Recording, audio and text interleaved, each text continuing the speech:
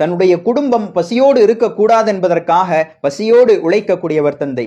தன்னுடைய குடும்பம் நிம்மதியாய் உறங்க வேண்டும் என்பதற்காக உறக்கமில்லாமல் உழைக்கக்கூடியவர் தந்தை.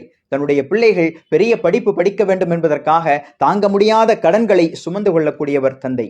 கண்டிப்பு என்கின்ற கவசத்தை போர்த்தி கொண்டு நெஞ்ச முழுக்க நிறைந்திருக்கிற அன்பை கூட வெளிப்படுத்த முடியாமல் தேக்கி வைத்துக் கொள்ளக்கூடிய மனிதர் தந்தை. தன்னுடைய மகனிடத்திலே கண்டிப்போடு நடந்து கொண்டு மனைவிடத்திலே போய் அவன் சாப்பிட்டானா, நல்ல சமைச்சு கொடு, வளர்ற பிள்ளை என்று தன்னுடைய அன்பை கூட திரை மறைவிலே வெளிப்படுத்துகிற உன்னதமான ஜீவன் தந்தை. நம்மிலே பலருக்கும் நம் தந்தை இருக்கிற போது அவர்களுடைய அன்பும் அவர்களுடைய முக்கியத்துவமும் புரிவதில்லை. நாம் தந்தையாக மாறியதற்கு பிறகு என் தந்தை என்னிடத்திலே எப்படி நடந்து கொண்டார்கள் என்று பிரமிப்போடு நாம் யோசித்து பார்க்கிற போது கை சேதம் நம்முடைய தந்தை நம்மோடு இல்லை. தந்தை என்பவர் இறந்த பிறகு சிலை வைத்து போற்றப்பட வேண்டியவர் அல்ல. இருக்கிற போதே அவருடைய உன்னதமும் மகத்துவமும் உணர்ந்து கொள்ளப்பட்டு கொண்டாடப்பட வேண்டியவர் தந்தை.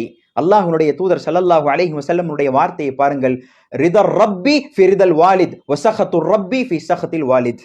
உன் தந்தையினுடைய பொருத்தத்தில் தான் இறைவனுடைய பொருத்தம் இருக்கிறது, உன் தந்தையினுடைய கோபத்தில் இறைவனுடைய கோபம் இருக்கிறது என்று சொன்னார்கள். உன் தந்தை உங்களோடு இருக்கிறார்களா, உங்கள் வாழ்க்கையினுடைய பெரும் பாக்கியம் என்பதை உணர்ந்து கொள்ளுங்கள்.